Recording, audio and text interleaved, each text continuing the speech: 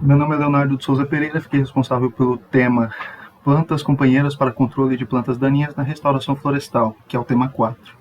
Esse tema, ele é um capítulo de uma publicação, ele refere-se ao uso de espécies companheiras, arbustivas ou herbáceas, para o controle de plantas daninhas, através do sombreamento e competição.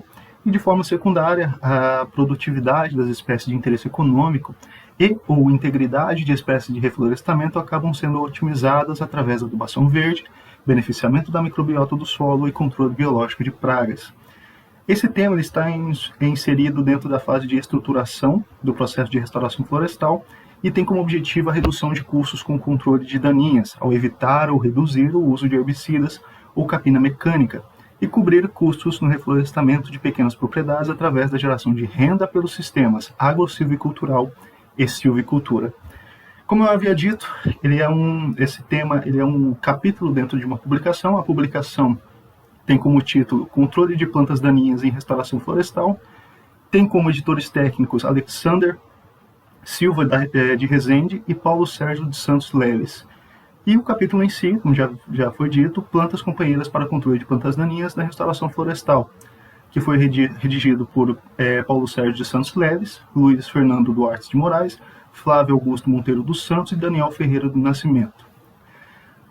Em relação à importância e à justificativa do estudo, está em avaliar o uso de espécies companheiras, como havia dito anteriormente, caracterizado por espécies que não são extremamente competitivas com espécies florestais para o controle de plantas daninhas e, de forma secundária, tendo os benefícios dessa interação, como melhoria da fertilidade do solo, controle biológico de pragas e beneficiamento da microbiota do solo, como já foi dito, inclusive. Em relação ao local, como esse capítulo é basicamente um compilado de artigos, não existe um local em si, né? Então nós temos aí 3 vertentes divididas dentro do capítulo, que seria o uso de leguminosas, herbáceas e arbustivas, uso de sistemas agro-silviculturais na restauração florestal e o consórcio de espécies nativas com eucalipto. Então são 3 vertentes e você tem série de artigos para ratificar o uso dessas plantas companheiras dentro do sistema de restauração florestal. Em relação ao sistema, eu vou citar alguns desses artigos porque eu acho que seja necessário. Em relação ao uso de leguminosas, herbáceas e arbustivas, é interessante ressaltar, por exemplo, o uso do feijão de porco e feijão gandu. Foi feito um experimento na Seropédica, Rio de Janeiro, onde teve a limpeza da área com glifosato, né, onde você tinha capim colonial, e 60 dias após o plantio de mudas florestais foram realizado o plantio de mudas florestais e semeados feijão de porco e feijão gandu. Por que é interessante esse artigo em si? Ele estabelece, na verdade, ele traz como informação a necessidade de utilizar mais de uma espécie para fazer essa estruturação, essa consórcio. Por quê? O feijão de porco, por ser herbáceo e ter um crescimento mais rápido, né, e uma senescência muito rápida também, ele morre muito cedo, ele serve como um supressor inicial. Então, ele vai, inicialmente, no processo de restauração, ele vai fazer uma supressão inicial nessas plantas daninhas.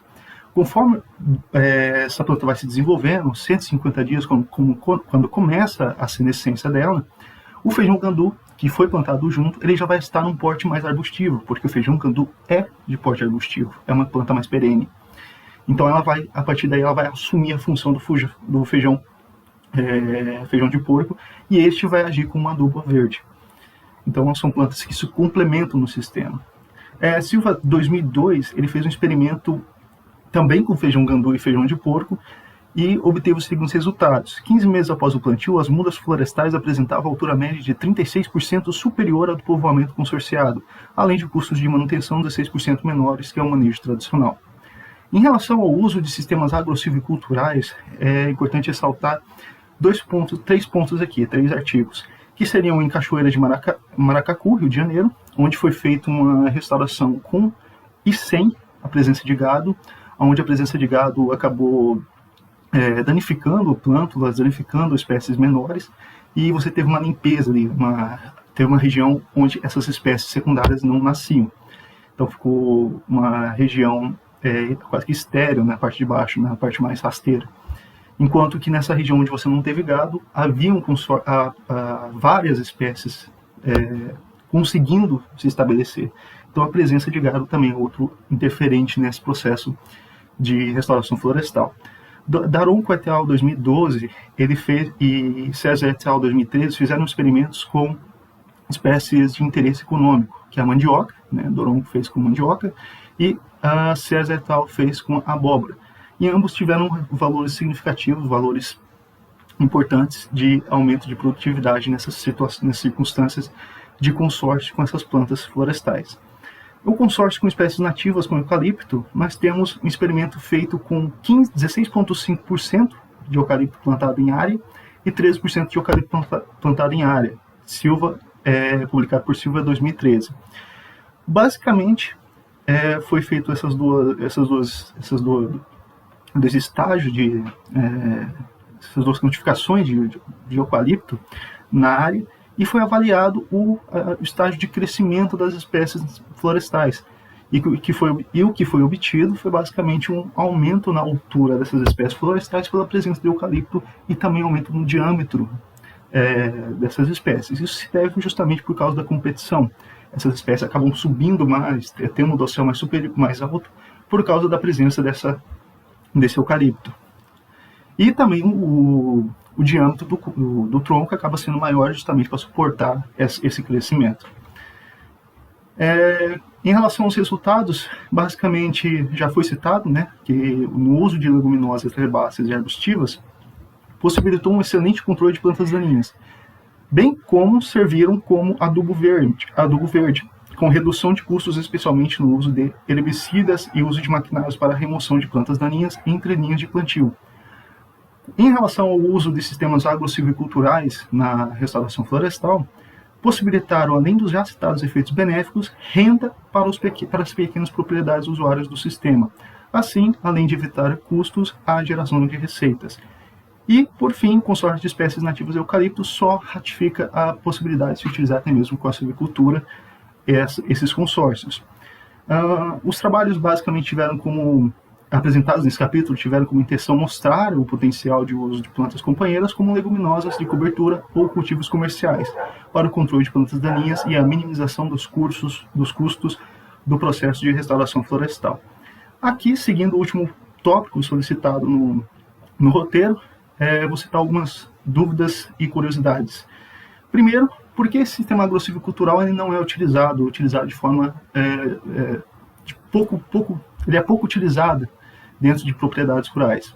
Basicamente, eles descrevem duas possibilidades, que seria a questão cultural de técnicos e produtores, onde essa questão de misturar sistemas produtivos distintos não seria uma coisa tão viável, não seria uma coisa tão real assim para eles.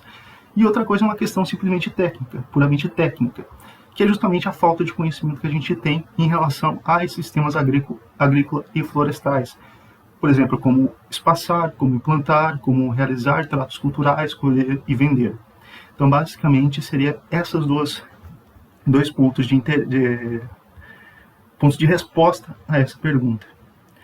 Além disso, nós temos alguns cultivares que seriam de interesse para se plantar, né, para fazer o sistema, como feijão de porco, como já foi dito, algumas crotalárias, o feijão gandu, a mucunanã e até o milheto, que não é uma leguminosa, né, é uma poácea, mas que também serve como uma espécie companheira.